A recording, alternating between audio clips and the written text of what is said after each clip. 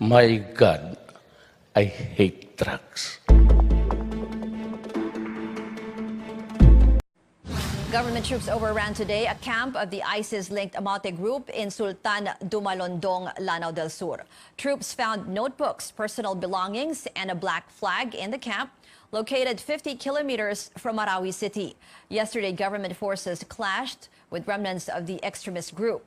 3 Maute fighters were killed, while 3 soldiers were wounded in the firefight. The Senate Justice Committee finally makes its recommendation on lowering the minimum age of criminal responsibility. But during deliberations, the panel chairman backtracks on his earlier comments about President Rodrigo Duterte's influence on his decisions. Our Joyce Ilas reports. The Senate Justice Committee chairman is quick to decide on lowering the age of criminal responsibility from 15 to 12 years old.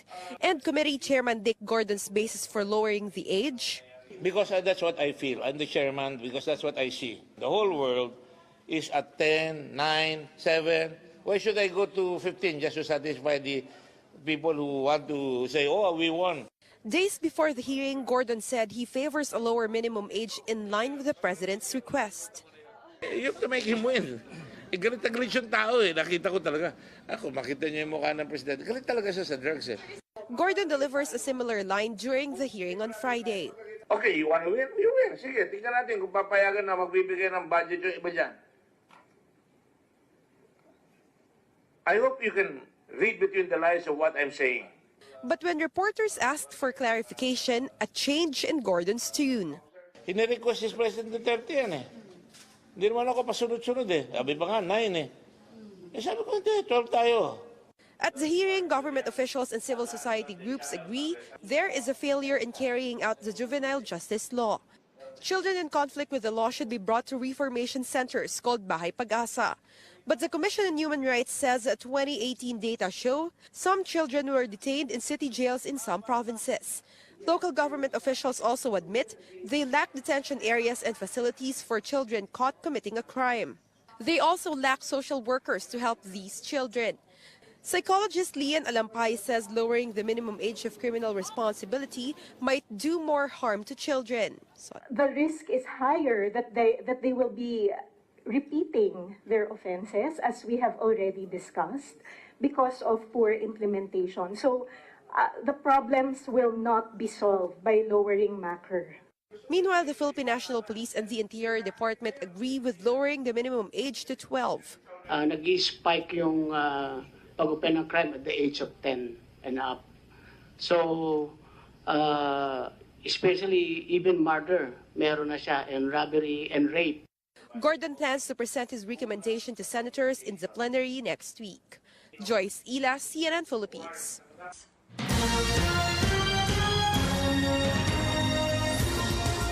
Breaking news at this hour, the Bangsamoro Organic Law has now been deemed ratified. This means the creation of the Bangsamoro region begins, replacing the current autonomous region in Muslim Mindanao. COMELEC Chairman Sheriff Abbas made the proclamation just half an hour ago.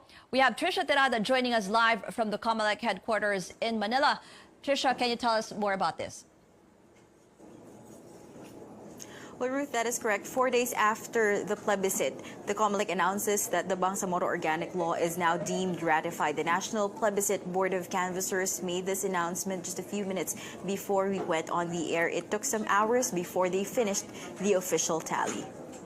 The Commission on Elections, sitting unbanked as the National Plebiscite Board of Canvassers, hereby proclaims Republic Act Number 11054, otherwise known as the Organic Law for the Bangsamoro Autonomous Region in Muslim Mindanao, as deemed ratified, considering that majority of the votes cast with all the provinces and cities of the present ARMM voting as one geographical area is in favor of the approval of the Organic Law.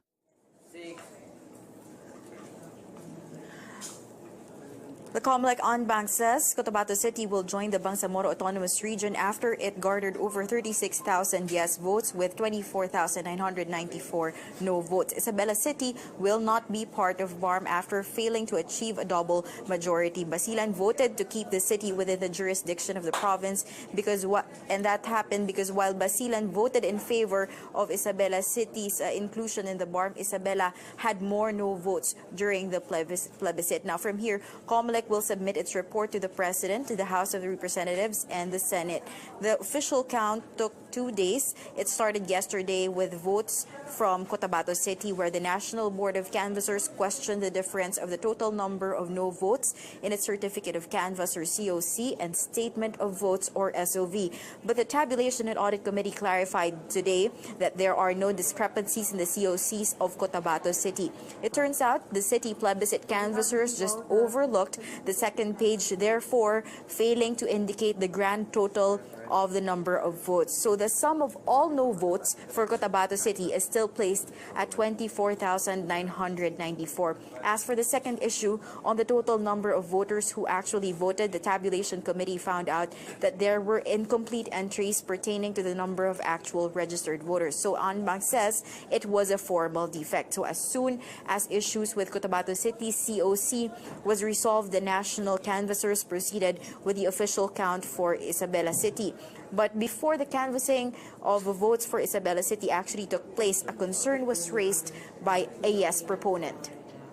Are you alleging fraud? Yes, Your Honor. On what ground? That there are plebiscite returns that would reflect, that showed erasures and have been tampered with. When you allege fraud in the certificate of canvass, on its face, the certificates of canvass, are they genuine on its face? On its face, they're genuine, Your Yes, Honor. but you are alleging fraud of the contents. Yes, Your Is Honor. that a ground for stopping the canvass? Is it or it is not? It's not, Your Honor. It is not a ground. Yes, Your Honor. You know your relief. The en banc canvassed ARMM last. Its COC shows over 1.5 million voters are in favor of ratifying the BOL, while more than 198,000 expressed their opposition. Ruth? Yes, Tricia. So what happens next? When will the BARM be constituted?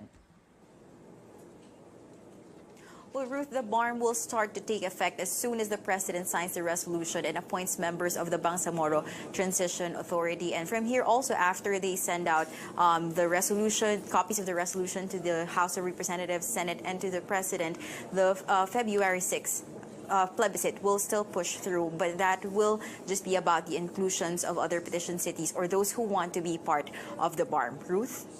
Okay, Tricia Terada there reporting that the Bangsamoro Organic Law has officially been deemed ratified, with the majority of the yes votes winning over the no votes for inclusion into the Bangsamoro Autonomous Region. That's Cotabato City voting for inclusion and Isabela City and Basilan voting against the inclusion. We're trying to reach out to key voices on the matter, including MILF Chairman Murad Ibrahim, Presidential Spokesman Sal Panelo, and Cotabato City Mayor Gianni Sayadi. They have yet to respond.